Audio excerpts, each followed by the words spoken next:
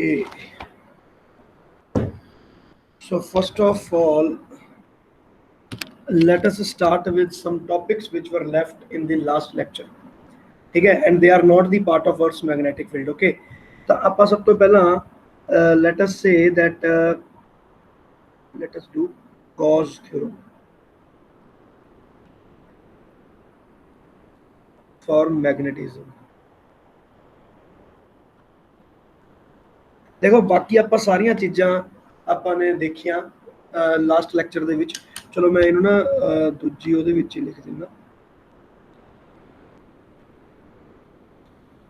चल ਇਹਦੇ ਵਿੱਚ ਹੀ ਚੱਲਦਾ ਹੈ Gauss law of magnetism.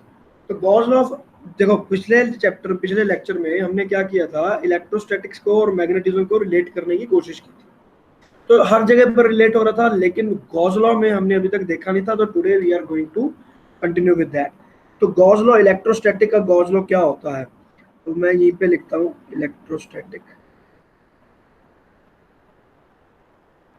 Electrostatic Gauss law was this, E dot ds is equal to q in by epsilon. Now this was actually flux. This is equal to flux. ठीक है। तो electrostatic Gauss law जो है वो ये चीज है। तो इसका कहने का अर्थ होता है कि अगर आपने कोई भी एक बॉडी बनाई, कोई भी एक गॉसियन सरफेस चूज की, अगर मैं उसमें से टोटल फ्लक्स फाइंड करूंगा ओवर द सरफेस, तो that flux should come out to be either zero or it should come out to be q in divided by epsilon naught if there is a charge included in it.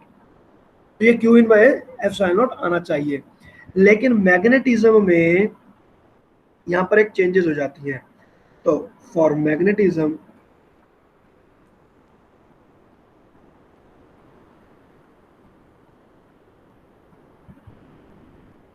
Monopoles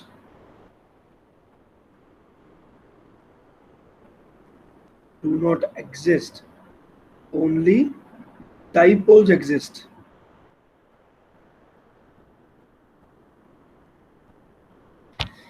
अब इलेक्ट्रोस्टैटिक में भी हमने किया था कि what is the total flux linked with the dipole. So at that time also we said that for a dipole the total flux is zero. तो magnetism के केस में यूनिपोल एग्जिस्ट ही नहीं करते, मोनोपोल तो सिर्फ डाइपोल एग्जिस्ट करते हैं। तो यहां पर हम कह सकते हैं for dipoles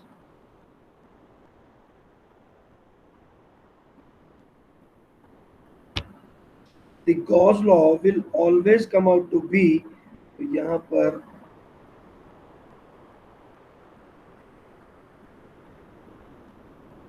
P dot ds will always come out to be equal to zero, because हम एक डाइपोल को कंसिडर कर रहे हैं। तो डाइपोल को कंसिडर करेंगे एक गॉसियन सरफेस के अंदर, मतलब देयर इज दिस डाइपोल,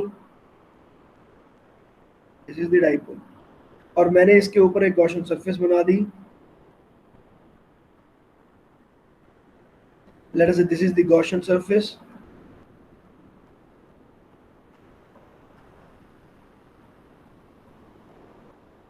ठीक है। और अगर मैं इस गॉसियन सरफेस पर, अब मैं इस, ये बन गया मेरे पास नॉर्थ पोल, ये बन गया साउथ पोल। तो जितनी मैग्नेटिक लाइंस यहाँ से बाहर को जा रही हैं, उतनी ही मैग्नेटिक लाइंस यहाँ साउथ में एंटर कर रही हैं। तो बिल्कुल सेम टू सेम चीज होने के कारण the total flux is taken to be zero. The total flux is equal to zero. तो ये अगर आप इलेक्ट्रोस्टैटिक लोगे तो भी it will come out to be equal to zero, but in magnetism आपको ये बात बोलने की ही जरूरत नहीं है कि we are taking for dipole or something, because monopoles do not exist. तो ये हो गया आपके पास Gauss law. and this is also written as phi b। तो आप जो इसका फ्लक्स होता है that is written as phi B, और इसका जो फ्लक्स आता है इसको हम लिखते हैं फाई ई, मतलब इलेक्ट्रोस्टैटिक फ्लक्स, फाई बी मतलब मैग्नेटिक फ्लक्स। इलेक्ट्रोमैग्नेटिक जब हम आगे वेव्स करेंगे, इलेक्ट्रोमैग्नेटिक वेव्स, उस चैप्टर में phi E and phi B बड़ा इंपॉर्टेंट होता है, and we need to differentiate between these two. इसलिए फाई ई और फाई बी पर आपने ध्यान रखना है। ये सारे चैप्टर्स ही कनेक्टेड है, इंटर रिलेटेड चैप्टर्स हैं। किसी भी एक चैप्टर में वीकनेस आई तो बाकी सारे चैप्टर्स आपके खराब हो सकते हैं। तो with this we have completed the Gauss law. तो अब मेरे पास यहाँ पर जो सेकंड चीज हमने आज करनी है that is about the units, units and dimensions. Units and dimension ये बहुत इंपॉर्टेंट है। इंपॉर्टेंट क्यों? क्योंकि इलेक्ट्रोस्टैटिक और मैग्नेटिज्म के चैप्टर में जितने भी हमारे पास यूनिट्स आते हैं उनको आप डिराइव नहीं कर सकते, आप डिराइव नहीं कर पाते। तो फॉर दैट इसका पहले मैं एक सब टॉपिक बनाने वाला हूं, और वो मैं यहाँ पर सब टॉपिक बनेगा हमारे पास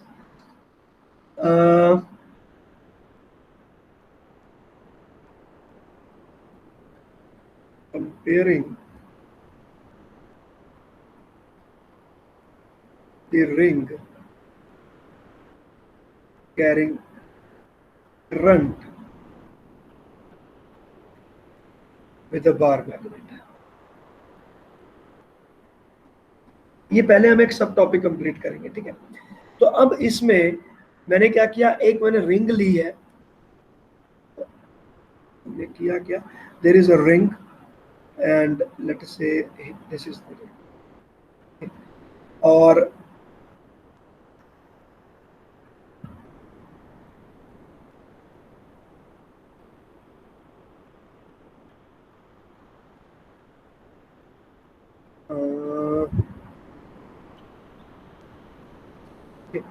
तो अब ये जो मेरे पास रिंग बन गई इसमें करंट फ्लो कर रहा है, current is flowing let's say in this direction, current is flowing in this direction. तो अभी the current is I.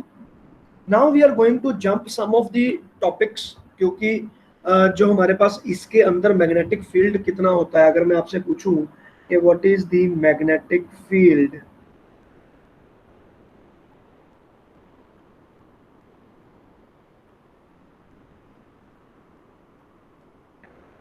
Of ring, it's a very simple question but presently you can't do this because ये magnetic effect of current में हम करेंगे। तो इसका एक direct formula होता है, I am giving you that, this formula is mu not by 4 pi I by R into theta. Theta is the angle of the ring, क्या आपकी रिंग कितनी बड़ी है। तो हमारे पास ये कोई आर्क नहीं है, ये पूरी की पूरी रिंग है, so it is 360 degree 2 pi. तो मैं यहाँ पर 2 पाई कर दूंगा, तो हमारे केस में ये बन जाएगा mu not by 4 pi I by R 2 pi. तो ये बन गया आपके पास मैग्नेटिक फील्ड का formula for a ring at the centre of the ring. तो अब मैं इसको थोड़ा सा अल्टर करूंगा, इसे हम एरिया ऑफ द रिंग की टर्म्स में बनाने की कोशिश करेंगे। म्यू नॉट बाय 4 पाई को कभी भी हमने डिस्टर्ब नहीं करना, इसको ऐसे ही रखना है बिकॉज इट इज द के, और के की वैल्यू मुझे पता है इसलिए मैं इसको टच करने की जरूरत नहीं चाहता हूँ। तो ये आ गया दिस, और यहाँ पर 2 को मैं ले गया आगे, तो यहाँ पर कर दिया मैंने पाई आर स्क्वायर। तो पाई आर स्क्वायर, तो यहाँ हो गया pi are cube, sorry r cube. तो इसको मैं लिख सकता हूँ mu not by 4 pi twice of I into A, twice of I into A divided by are cube.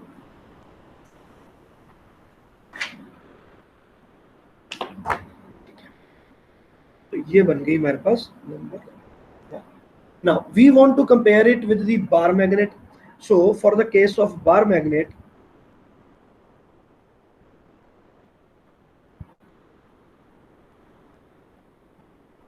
now because this is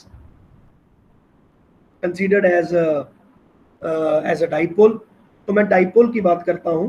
तो डाइपोल पर अगर मैं बात करूंगा bar magnet which is a dipole,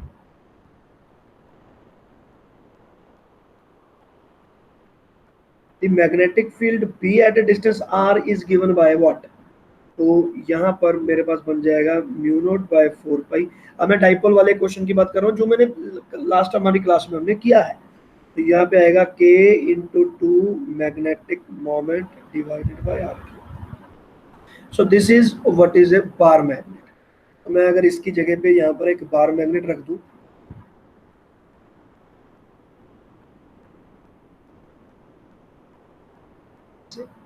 और इसको बना दूं मैं नॉर्थ फेज और इसको बना दूं साउथ, तो यहां से भी मैग्नेटिक फील्ड आएगा। आप देखो मैग्नेटिक फील्ड कैसा होगा, ऐसा होगा। और जो ये ग्रीन है इसमें कैसा होगा magnetic field,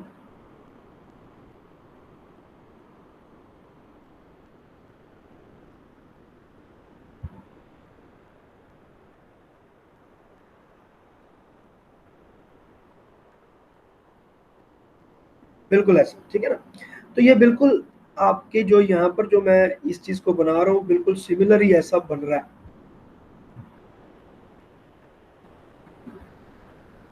the magnetic field is flowing like this.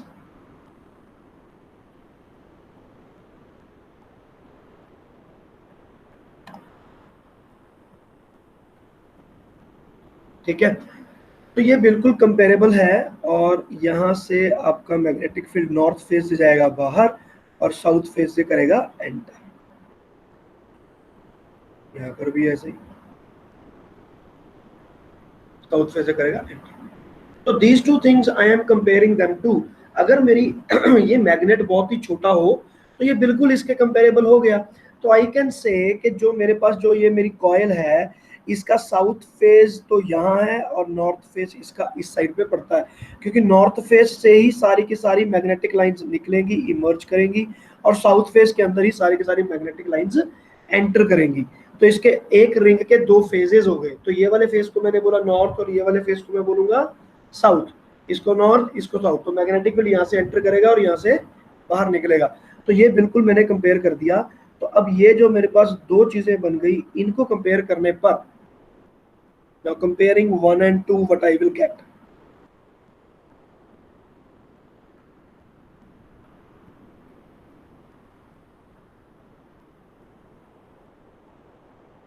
comparing 1 and 2 इनको इक्वेट कर दिया मैंने, म्यू नॉट बाय 4 पाई पाइस of I A divided by are cube, mu not by 4 pi are cube.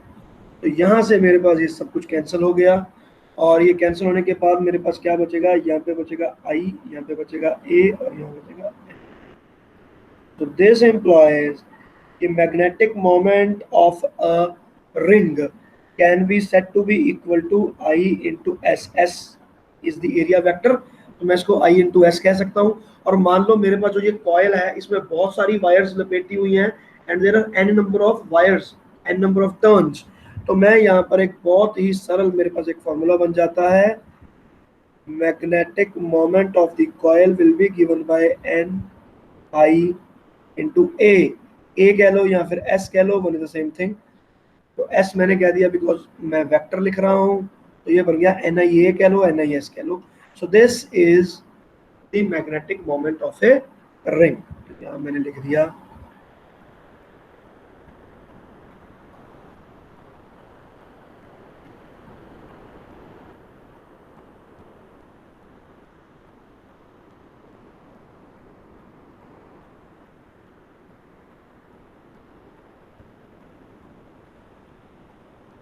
Magnetic moment of a current carrying ring. Is it right बच्चे? कोई problem यहां तक? No problem?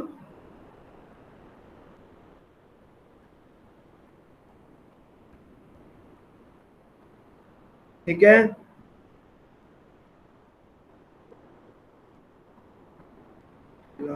के आगे कर दो मेरा।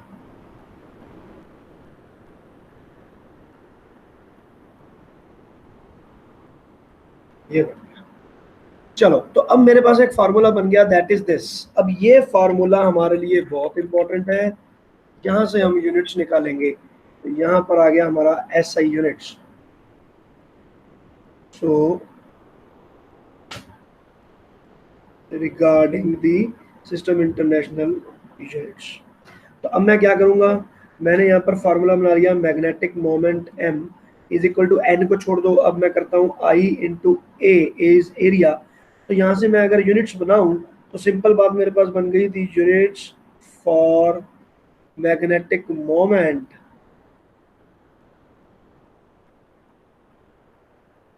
इट बिकेम एज I का कर देंगे एम्पियर मीटर स्क्वायर। तो एम्पियर मीटर स्क्वायर बन गया भाई आपका m का मैग्नेटिक मोमेंट नंबर 1। तो यहाँ से मैं सारे यूनिट्स की अभी पूरी की पूरी कहानी स्टार्ट हो चुकी है, अब मैं यूनिट्स सारे के सारे यहीं पे लिखने वाला हूँ। तो ये बन गया मेरे पास मैग्नेटिक मोमेंट कैपिटल एफ। अब देखो डाइपोल के लिए हमने फॉर्मूला यूज किया था, now number 2, magnetic moment for dipole.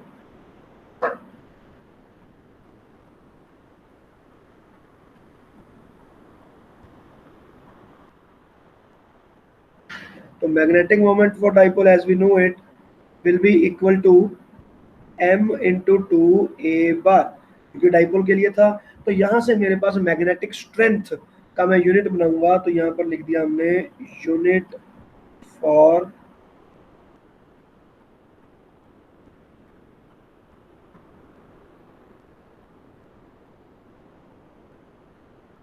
Magnetic pole strength small m will be given by ampere metre square divided by metre. यहाँ से कट गया तो ये आ गया मेरे पास एम्पियर मीटर। तो ये याद रखना बच्चे, तो यहाँ पर आ गया एम्पियर मीटर।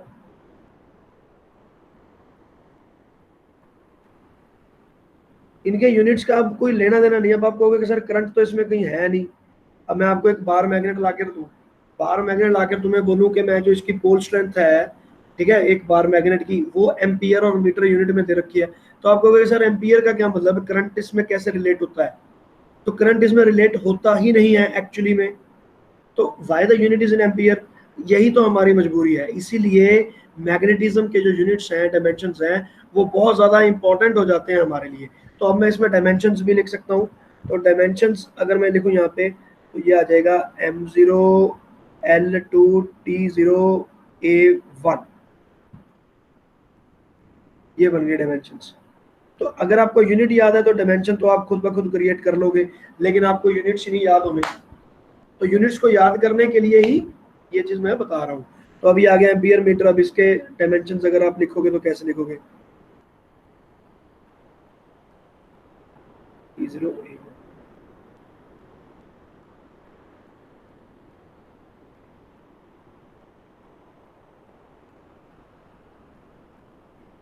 डन। तो अब इसके बाद हम चलते हैं आगे और यूनिट्स क्रिएट करते हैं। तो अब मेरे पास मोमेंट भी बन गया, और अब मैं करता हूँ मैग्नेटिक फील्ड की बात। तो मैग्नेटिक फील्ड जो आएगा मेरे पास,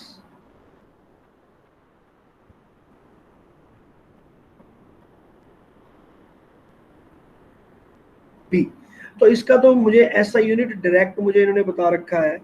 हम कहेंगे कि जी वो यूनिट तो है टेस्ला, ना तो डराइव करने की कोई जरूरत है ना कुछ, इसका कोई और यूनिट नहीं है, it is tesla and it is written as T.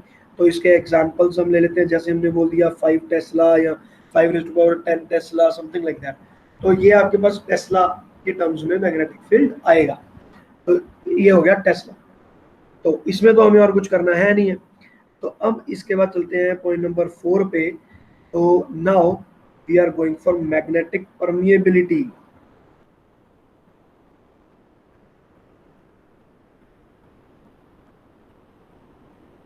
Magnetic permeability mu. तो मैग्नेटिक परमिएबिलिटी म्यू का पहले फार्मूला बनाओ।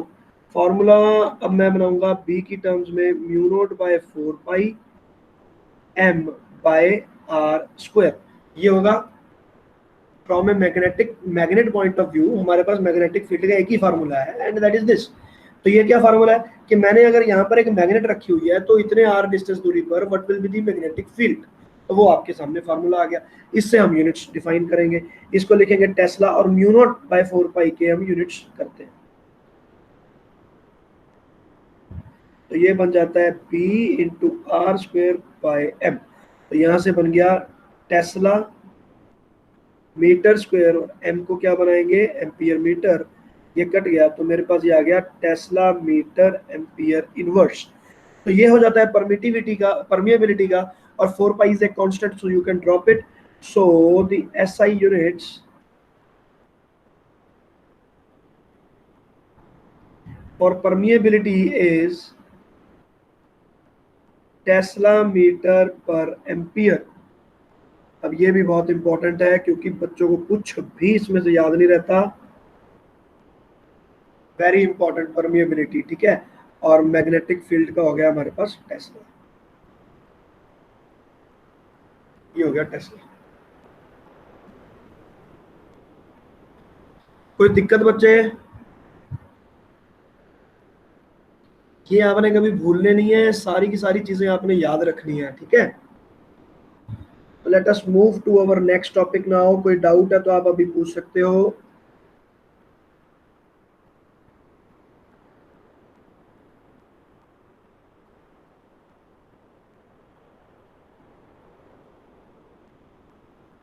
अर्थ मैग्नेटिक फील्ड।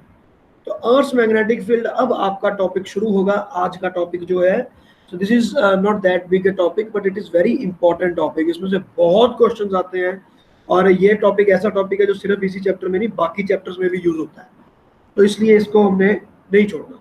तो अब देखो, इसके पीछे एक छोटी सी स्टोरी इन्वॉल्व है। स्टोरी क्या है कि हमारे पास कुछ साइंटिस्ट थे जी, जिन्होंने डिस्कवर किया that there is a stone which is called lodestone. और लोड स्टोन को अगर हम ऐसे सस्पेंड कर देते हैं एयर में, तो it gives us A direction. तो ये एक सर्टेन डायरेक्शन की तरफ ही जाता है। मतलब मैंने अगर एक पत्थर को ऐसे बांध दिया, लटका दिया, तो ये डेफिनेटली एक ही डायरेक्शन में चला जाएगा। तो अब ये क्यों जाएगा? तो यहां से सबसे पहली बात तो हमने एक चीज फाइंड कर ली that there is something called magnet. और मैग्नेट हमारे पास एक स्टोन होता है जो कि एक डाइपोल होता है, और इसमें हमारे पास नॉर्थ और साउथ होते हैं, एक्स्ट्रा एक्स्ट्रा। तो हमने ये मैग्नेट तो बना दिया, लेकिन ये मैग्नेट की एक डायरेक्टिव प्रॉपर्टी होती है। और वो डायरेक्टिव प्रॉपर्टी तभी आती है जब आपके पास कोई एक्सटर्नल मैग्नेटिक फील्ड होता है। तो मतलब मान लो मेरे पास यहां से कोई मैग्नेटिक फील्ड जा रहा है और मैंने यहां पर एक डाइपोल रख दिया ऐसे, ये साउथ है और ये नॉर्थ। तो इसके जो मैग्नेट होगा, मैग्नेटिक फील्ड, ये सारे का सारा इसके अंदर से जाने की कोशिश करेगा, ऐसे इसके अंदर जाने की कोशिश करेगा। और जो यहां से चला गया ये ऊपर से निकलने की कोशिश करेगा ऐसे, और अंदर वाला फिर मैग्नेट ऐसे करके निकलेगा। तो ये सारे के सारे मैग्नेटिक फील्ड में गड़बड़ हो जाएगी इस मैग्नेट के कारण। तो इस मैग्नेट को एक टॉर्क लगेगा और ये घूम जाएगा। तो अब टॉर्क ऑन द डाइपोल भी हम कर चुके हैं।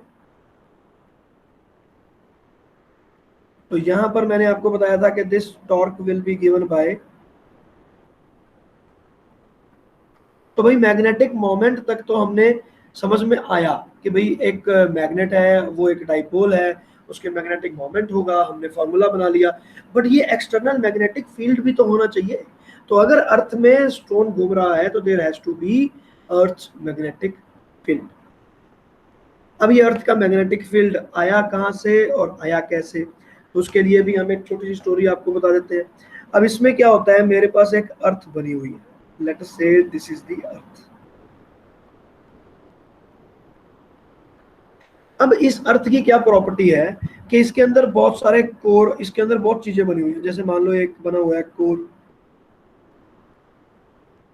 ठीक है, फिर एक और प्रॉपर्टी मैंने बना दी इस तरह की। तो इस तरह से सारी की सारी कॉइल्स बनी हुई है। तो इसके बीच में हमारे पास कोर है, यहाँ पर मोल्टन मेटल है, मोल्टन लावा, एक्स्ट्रा एक्स्ट्रा। तो जब ये अर्थ अपने एक्सिस के अराउंड रोटेट करता है, so what will happen, there are charges inside of the earth। वो सारे का सारा फ्लूइड चार्ज हो गया, और अगर चार्ज फ्लूइड मूव कर रहा है तो एक करंट पैदा हो गया। करंट पैदा हो गया तो मूविंग करंट जो होता है या मूविंग चार्जेस जो होते हैं वो मैग्नेटिक फील्ड को पैदा करते हैं। तो हमें अब यहाँ पर ये बात भी पता चल गई कि भाई मैग्नेटिक फील्ड तो पैदा होगा ही, लेकिन इस मैग्नेटिक फील्ड को हम स्टडी कैसे करेंगे? तो इस मैग्नेटिक फील्ड को स्टडी करने के लिए हमने इसको कंपेयर किया एक बार मैग्नेट से, that there is a magnet जो हमारी अर्थ के कोर के अंदर में सरवाइव करता है, ठीक है। तो इसका कोई ना कोई नॉर्थ या साउथ हमारे पास बना रहेगा, ठीक है, इस तरह से बनेगा। और यहां से आपके पास मैग्नेटिक फील्ड भी अर्थ का बन गया ऐसे, इस तरह से आपका मैग्नेटिक फील्ड भी यहां पर बन गया। क्लियर हुई बच्चे बात?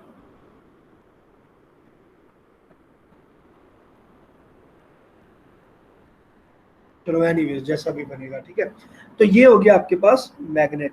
तो इन्होंने बोल दिया कि इस तरह का एक मैग्नेट जो है, हम इमेजिन करके चलेंगे कि हमारी अर्थ में थ्रू आउट दी एक्सिस एक मैग्नेट है जो कि एक बार मैग्नेट है।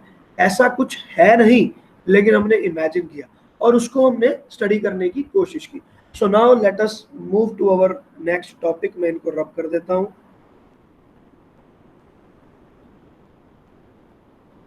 ये चीज रख लेते हैं। नाउ तो अभी मैं एक अर्थ बनाने वाला हूं आपके साथ।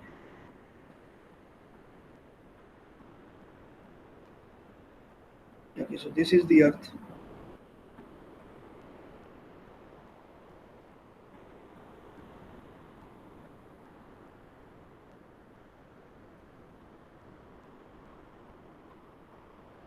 So the first term जिससे हमें पता होना चाहिए, that is geographic axis. Now what is this geographic axis? The line passing through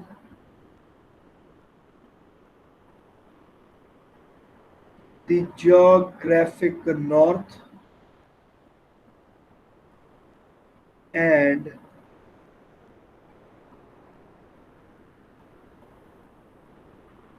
the geographic south. तो ज्योग्राफिक नॉर्थ और ज्योग्राफिक साउथ की तरफ से जो लाइन जाएगी उसको हम कहेंगे अर्थ का एक्सिस। तो ये हो गया मेरे पास नॉर्दर्न हेमिस्फीयर, नॉर्थ बना दिया मैंने, ठीक है, पोल, और ये बना दिया साउथ पोल। जो लाइन इसमें से पास हो रही है that is geographic axis. Number 2 is geographic equator.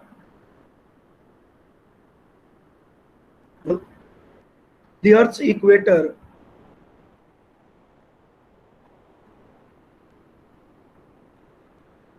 is geographic equator.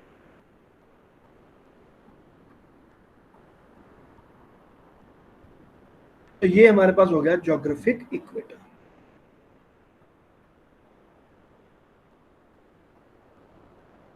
और ये हो गई हमारी geographic axis। अब इसके बाद क्या होगा? Now number 3 is magnetic axis.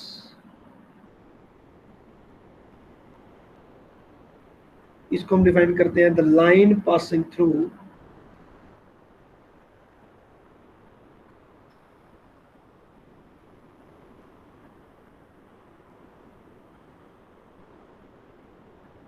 To the magnetic north and south is called magnetic axis. तो मैग्नेटिक नॉर्थ और साउथ देखना पड़ेगा, and they are different from the geographic north and south. This axis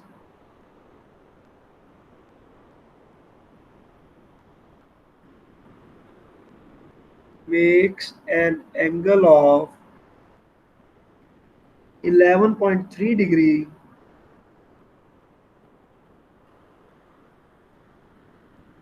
with geographic axis।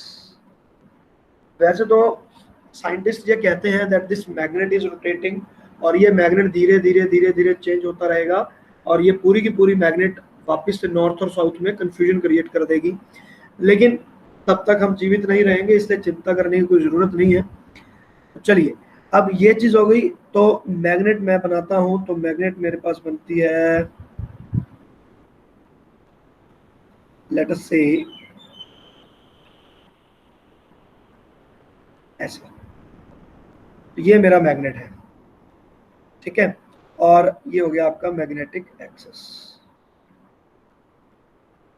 और इसमें आपने याद ये रखना है कि यहाँ पर उल्टा होता है, ये जो पॉइंट आता है ये आता है आपका नॉर्थ, और ये जो पॉइंट आता है ये आता है आपका साउथ। यहाँ पर ये उल्टा है। तो इस मैग्नेट को मैं थोड़ा सा डार्क कर दूंगा।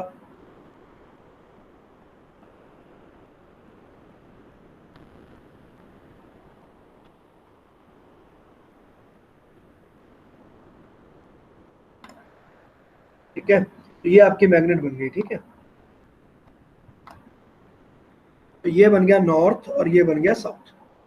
अब ये जो आपका मैग्नेट हो गया, इसके अंदर जो एंगल है वो आपको गिवन है कि दैट एंगल इज 11.3 डिग्री।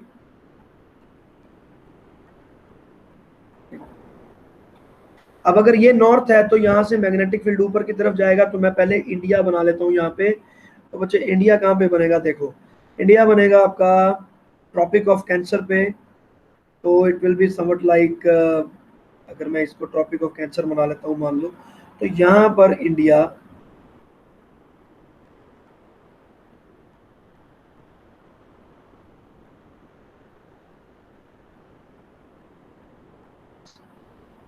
ठीक है, तो ये नीचे होगा केरला, ऊपर होगा जम्मू कश्मीर, और नॉर्थ ईस्ट नहीं दिख रहा है यहाँ से, ठीक है। अब देखो, अब यहाँ से जब आपका मैग्नेटिक फील्ड मूव करेगा, तो वो कैसे मूव करेगा मैग्नेटिक फील्ड, तो मैग्नेटिक फील्ड यहाँ से नॉर्थ से बाहर आएगी लाइन, और साउथ से एंटर हो जाएगी लाइन। तो एक तो मैं बना लेता हूँ कुछ ऐसा,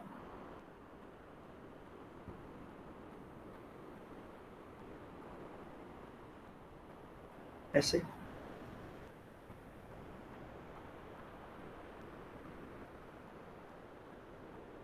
ठीक है भाई।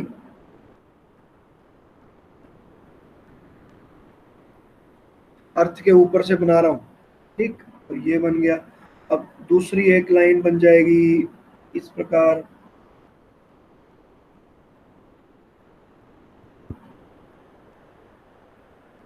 ऐसे,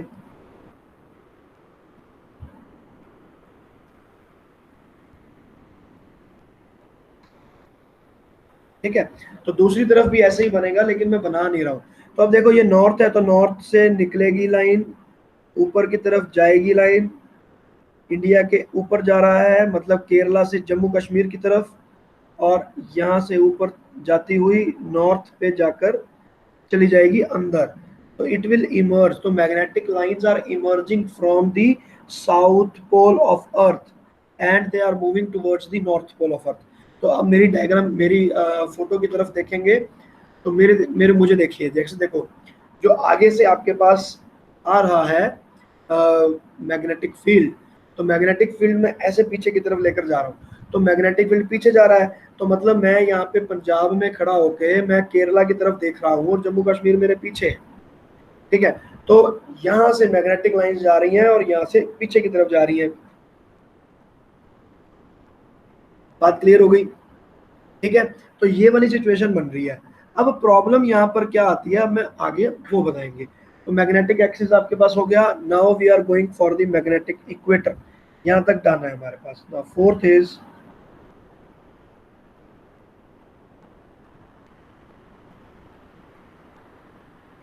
तो ये तो सिंपल है, the line perpendicular to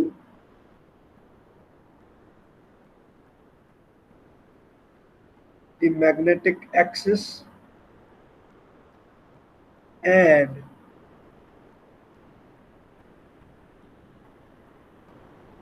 and passing through the center of earth, obviously।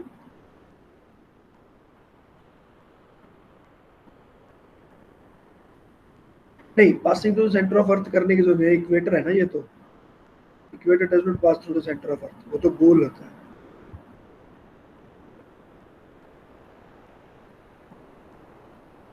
ठीक है। The line perpendicular to magnetic axis, तो यहां से जो हमारे पास लाइन बन जाएगी, you can see that will be somewhat like, तो ये मेरे पास बन गया मैग्नेटिक,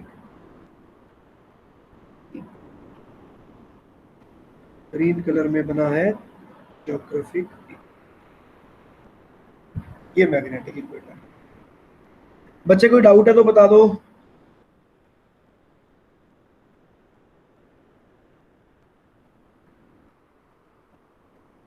यस, एनीबडी?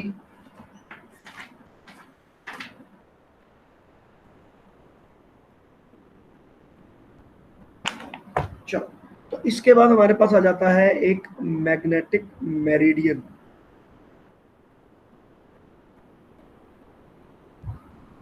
ये बहुत इंपॉर्टेंट है डेफिनेशन बच्चे। Magnetic meridian is actually a plane which is passing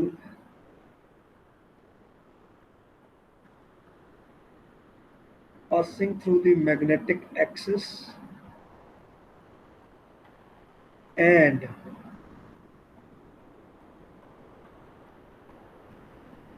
the center of earth। Obviously वो सेंटर ऑफ अर्थ से तो पास हो गई, लिखने की जरूरत नहीं है, मैग्नेट के अंदर से जो भी प्लेन पास हो रहा है उस प्लेन को हम कहते हैं मैग्नेटिक मेरिडियन। तो मैं इंडिया में खड़ा हूं, तो मैं इस जगह पर मैं देखूंगा, इस जगह से भी वो पास होना चाहिए, जो मेरी लोकेशन है वहां से पास होना चाहिए, वही मेरे लिए प्लेन काम का है। तो ये मेरा प्लेन और मैग्नेटिक जो मेरी मैग्नेट है उसके अंदर से पास होते हुए एक यहाँ पर प्लेन आएगा, so that plane is called magnetic meridian. और दूसरी जो चीज है वो है हमारे पास ज्योग्राफिक मेरिडियन। और what is this?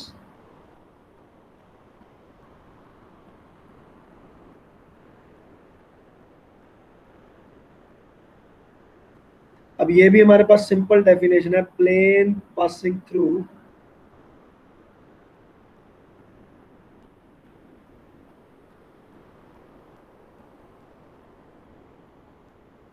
geographic axis and obviously the center of earth यहाँ पे लिखना चाहिए, and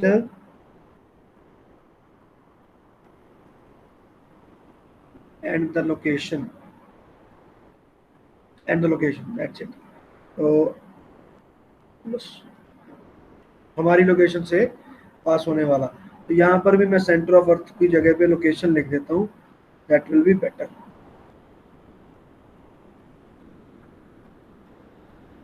हमारी लोकेशन, ठीक है ना। तो अब ये हो गया एक ज्योग्राफिक मेरिडियन, तो ये भी एक प्लेन है, तो ये दो प्लेन हो जाएंगे हमारे। तो यहाँ पर हमें पॉइंट नोट करने वाली बात ये है कि अगर मैं अपने इस डायग्राम में ध्यान दूं, इस डायग्राम में, तो आप सोचो कि मैं इंडिया में खड़ा हूं और मैं इंडिया से मैग्नेटिक लाइन को फॉलो करते हुए चलते गया, तो क्या मैं नॉर्थ पे पहुंचूंगा? नहीं, मैं नॉर्थ पे नहीं पहुंचूंगा। मैं कहां पर पहुंचूंगा? मैं एक दूसरे नॉर्थ पे पहुंचूंगा जो कि मैग्नेटिक साउथ है। तो मैं मैग्नेटिक साउथ पर पहुंच जाऊंगा instead of the actual north pole of the world. तो यहाँ पर एक थोड़ा सा गड़बड़ है, तो यहाँ पर एक एंगल आता है दोनों में। तो कहने का अर्थ क्या है, यहाँ पर दो प्लेन्स बनेंगे, एक प्लेन बनेगा मैग्नेटिक मेरिडियन, एक प्लेन बनेगा ज्योग्राफिक मेरिडियन। तो हम उसको बनाते हैं, देखो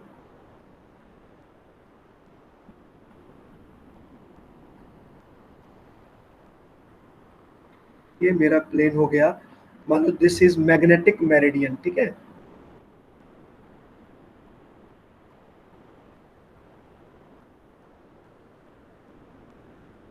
और ज्योग्राफिक मेरिडियन कैसा बनेगा?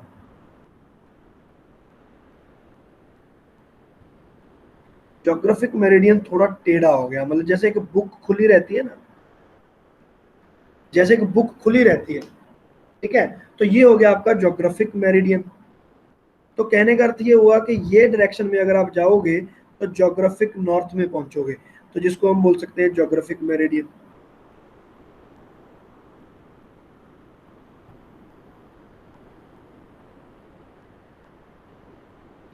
ब्लू कलर वाला plane geographic meridian. So there is an angle between these two, ये दोनों में एक एंगल है। तो ये एंगल क्या आता है, अब हम उसके बारे में पढ़ेंगे। देखो इसका मतलब क्या है, मैं तुम्हें समझा दूं एक बार फिर से। हमारे पास जो मैग्नेट थी, वो मैग्नेट को इस तरह से आना चाहिए था, मैग्नेट को एक्चुअली में इस तरह आना चाहिए था, ये मैग्नेट को आना चाहिए था ऐसे, ठीक है। लेकिन मैग्नेट ऐसे नहीं आई, मैग्नेट थोड़ा रोटेट कर गई और मैग्नेट आया ऐसे, मैग्नेट रोटेट कर गया, मतलब मुझे मैग्नेट ने एक गलत डायरेक्शन शो की। तो वही तो मैं तुम्हें कह रहा था। तो अब मैं अपना एग्जांपल लेता हूँ कि मैं जहाँ पर खड़ा हूँ, अब देखो यहाँ से मैंने एक लाइन देखी तो मुझे मैग्नेट दिखी, तो मैग्नेट जो मुझे दिख रही है वो थोड़ी सी टेढ़ी दिख रही है। मतलब मैं कहता हूँ कि ये रहा केरला मेरे सामने और पीछे रहा जम्मू कश्मीर, तो ये नॉर्थ हुआ और ये साउथ हुआ ज्योग्राफिक। लेकिन जब मैंने मैग्नेट यहाँ पे रखा तो मैग्नेट थोड़ा सा टर्न कर गया। तो मैग्नेट किधर देख रहा है? हाँ भाई, आप सब मेरी फोटो देख रहे हो कि नहीं देख रहे हो, पहले ये बताओ। अभी एवरीबडी वॉचिंग मी? हाँ। हाँ जी सर। तो अब देखो, अब ये मैग्नेट रहा, तो मैग्नेट थोड़ा टेढ़ा है, मतलब मैग्नेट किस तरफ पॉइंट कर रहा है? मैग्नेट में देखूंगा तो मैग्नेट कहीं और पॉइंट कर रहा है, लेकिन नॉर्थ किधर है? इधर है। तो यहाँ पर भी अगर मैं इस डायग्राम में रेफर करूं तो मेरी गर्दन यहाँ जानी चाहिए थी, लेकिन मैग्नेट थोड़ी सी टेढ़ी हो गई। तो यहाँ पर एक मेरे पास एंगल बन गया, ये एंगल। तो दिस एंगल, इसको मैंने लिख दिया लेटर से अल्फा। तो ये एंगल की क्या डेफिनेशन है, अब मैं ये देखता हूँ। This is known as the angle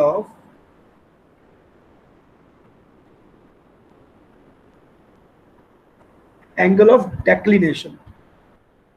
angle of declination, तो ये जो एंगल ऑफ डेक्लिनेशन आ गया, this is the angle between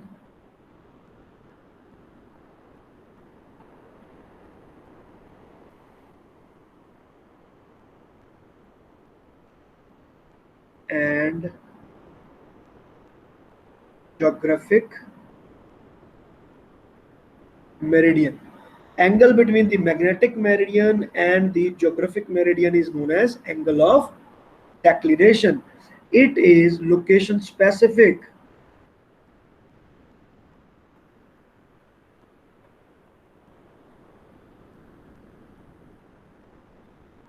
location specific मतलब हर लोकेशन पे एक अलग वैल्यू लेगा।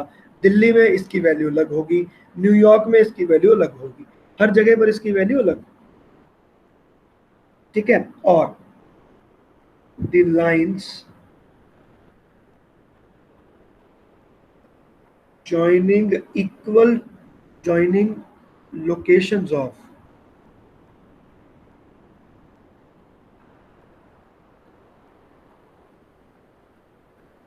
of equal declination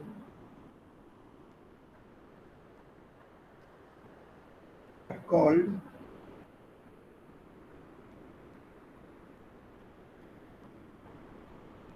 isogonic lines. They are called isogonic lines. ठीक है बच्चे, तो ये हो गया आपके पास एंगल ऑफ डेक्लिनेशन। तो सबसे पहली बात तो मुझे मैग्नेट से जो मेरे को लोकेशन मिल रही है वो गलत मिल रही है। अब दूसरी चीज, दूसरी प्रॉब्लम ये आ गई कि अगर मैं इस प्लेन को देखता हूं तो मैग्नेट मेरी बिल्कुल हॉरिजॉन्टल भी नहीं है। ये तो मेरा ग्राउंड हो गया नीचे की तरफ, ये तो मेरा ग्राउंड है। तो इस डायग्राम के according the magnet should be parallel to the ground. जब मैं यहाँ पर मैग्नेट को एक्चुअली में लगाऊंगा तो this magnet should come out to be exactly parallel to the ground, but ऐसा नहीं है। ये टेढ़ा आएगा नीचे की तरफ, या नीचे होगा या ऊपर होगा, ये डिपेंड करता है कि आपका मैग्नेटिक फील्ड किधर है। ऊपर जा रहा है तो ऊपर होगा, मैग्नेटिक फील्ड नीचे जा रहा है तो नीचे होगा। तो magnetic field at various places is not parallel to the ground. तो पहली बात, मैं अगर जम्मू कश्मीर और केरला का एग्जांपल ले रहा था, लेट अस से I am watching Kerala and back side is towards Jammu and Kashmir, तो मेरे पास ये था ज्योग्राफिक नॉर्थ। तो पहले तो मेरी मैग्नेट हो गई ऐसे करके टेढ़ी, तो इधर पॉइंट कर रही है। दूसरी चीज, मैग्नेट नीचे पॉइंट कर रहा है, नीचे की तरफ। दोबारा से समझाता हूं, मैं अगर मैग्नेट हूं, देखो ये रहा मेरा नॉर्थ, पहले तो गर्दन टेढ़ी, एंगल ऑफ डेक्लिनेशन, और फिर नीचे की तरफ जाऊंगा तो एंगल ऑफ टिप।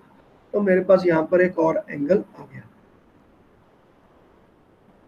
पॉइंट है। This is known as the angle of inclination और टिप। टिप मतलब टिप कर देना नीचे। अब ये जरूरी नहीं है कि ये डिप ही होगा, ये ऊपर की तरफ भी जा सकता है और ये डिप भी कर सकता है, इट डिपेंड्स। ओके, तो ये हो गया आपका एंगल ऑफ डिप। तो एंगल ऑफ डिप को अगर मैं इस डायग्राम में शो करता हूं तो वो कैसे शो होगा। मेरी अब मैग्नेट थोड़ी सी टेढ़ी हो गई भाई, मैग्नेट चला गया ऐसे। तो अगर ऐसा जाएगा तो एक्चुअली में magnetic field is pointing towards this. तो ये मेरा हुआ real magnetic field of the earth. ठीक है, और यहां पर जो एक एंगल आएगा, that angle is called angle of dip. जो यहां से एंगल आएगा,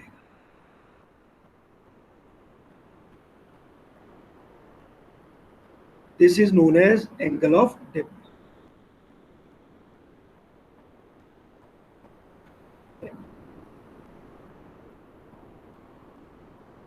ठीक है, ये हो गया आपका angle of dip.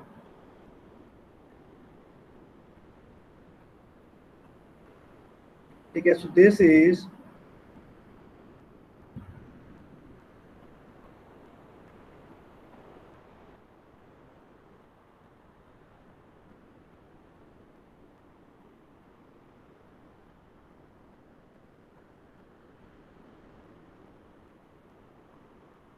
the real magnetic field of earth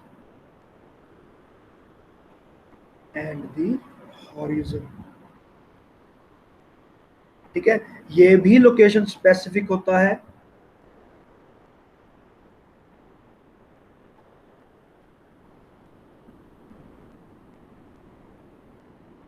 It is also location specific, and the lines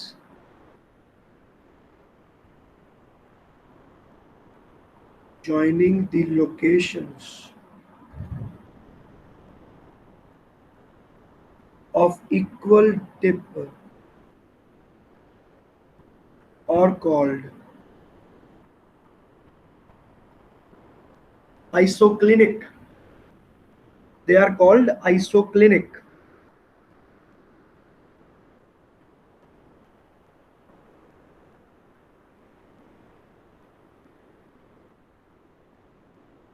isoclinic. यहां तक बात समझ में आ गई बच्चे? तो ये हो गया आपका टिप, तो नीचे की तरफ भी जाएगा। तो मैग्नेट आपकी दो गलतियां करती है जब भी आप नॉर्थ की डायरेक्शन को फाइंड करने की कोशिश करेंगे। पहली बात तो अगर मान लो अब मेरे सामने बिल्कुल नॉर्थ है, लेट अस से मैं तुम्हें देख रहा हूँ, now I am straight forward, I am watching into you, and let us say this is the north direction, actual north. तो पहली बात तो मेरी मैग्नेट टेढ़ा पॉइंट करेगी कहीं और ही, नॉर्थ होगा इधर लेकिन ये इधर पॉइंट करेगा, तो this is known as angle of declination. और दूसरी चीज, मेरी गर्दन थोड़ी सी ऐसे करके नीचे होगी, तो this is known as the angle of tip. तो मतलब ये रहा north, angle of declination, angle of tip. So these are the two mistakes that will be done by the magnet। और आइसोगोनिक लाइंस वो होती हैं जो एंगल ऑफ डेक्लिनेशन सब जगह पे सेम हो, ये मैप के ऊपर बनती हैं। These lines are just like latitude and longitudes on the face of the globe। आपका जो ग्लोब है उसके ऊपर आप ऐसे करके लाइनें मार दोगे कि भाई ये पूरी की पूरी लाइन है जहां पर मैग्नेटिक डेक्लिनेशन सेम आ रहा है, ये पूरी की पूरी लाइन है जहां पर ये चीज सेम आ रहा है, समझने के लिए कि मैग्नेटिक फील्ड कैसे बिहेव करता है ऑन दी अर्थ। बच्चे कोई डाउट है तो बता सकते हो। तो बस अब हम क्लोज करने वाले हैं, we are very near to it. हाँ भाई, डाउट कोई?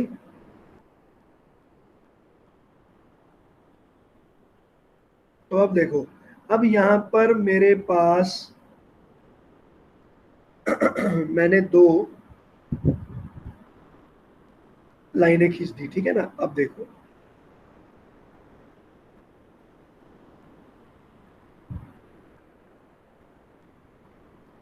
तो now what is it that I am now trying to show? These are components। तो इस कंपोनेंट को मैं कहता हूं BV, और जो हॉरिजॉन्टल कंपोनेंट मुझे यहाँ पर मिला है इस कंपोनेंट को मैं कहूंगा BH। BH विजिबल है भाई?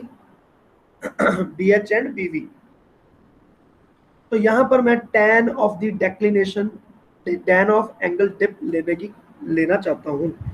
सो the tan dip is equal to BV divided by BH, sorry BH by BV, उल्टा कर दिया मैंने।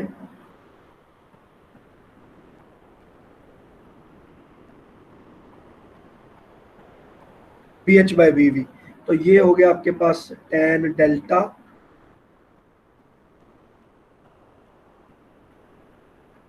ठीक है।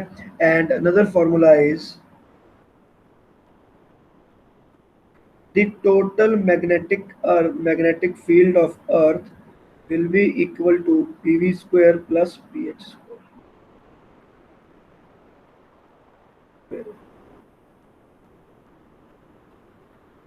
I hope this should be very clear। ठीक है, क्यों? क्योंकि ये तो आपकी पाइथागोरस थ्योरम लगी नॉर्मल, ठीक है, and that is tangent law. तो इसको, ठीक है ना, तो ये हो गया आपका टेंजेंट लॉ, बस और कुछ नहीं। ओके, सो ये हमने कंप्लीट कर लिया angle of inclination. Let me check once whether something is left और not. Everything is now complete. तो बच्चे अब आपका मैग्नेटिक फील्ड ऑफ अर्थ जो है ये चैप्टर आपका कंप्लीट हो चुका है, ठीक है। और with this you would be able to complete DPP2, that is the Earth's magnetic field.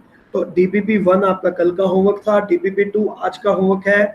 कोई बात नहीं, घबराना मत, आप ये इस क्वेश्चन होमवर्क को कंप्लीट करने की कोशिश करो। अगर नहीं होएगा, थोड़ा सा इलॉन्गेट होगा, तो मंडे ट्यूसडे तक ये बात जाएगी, क्योंकि आज सैटरडे है, कल आपकी छुट्टी होगी, संडे है, तो you can complete both of the DPPs and on Monday we would be completing the last topic of this which is left, and the last topic is the magnetic materials. तो वो Monday को हम topic complete कर देंगे। तो third DPP has to be completed by Tuesday. तो अगर by Tuesday हमारा ये सारा काम कंप्लीट हो जाता है, ट्यूसडे को we will be taking all the doubts for DPP1, DPP2 and DPP3। ठीक है, अगर एक्सटेंड करना पड़ेगा एक दिन और, वेडनेसडे, तो बाय वेडनेसडे और Thursday get ready for the next test. और इस बार कोशिश ये करनी है कि आपने 100% आपके क्वेश्चन ठीक होने चाहिए, because this chapter is very easy. तो कोई गलती मत करना, so prepare really very well. Okay बच्चे, कोई डाउट है तो बता दो।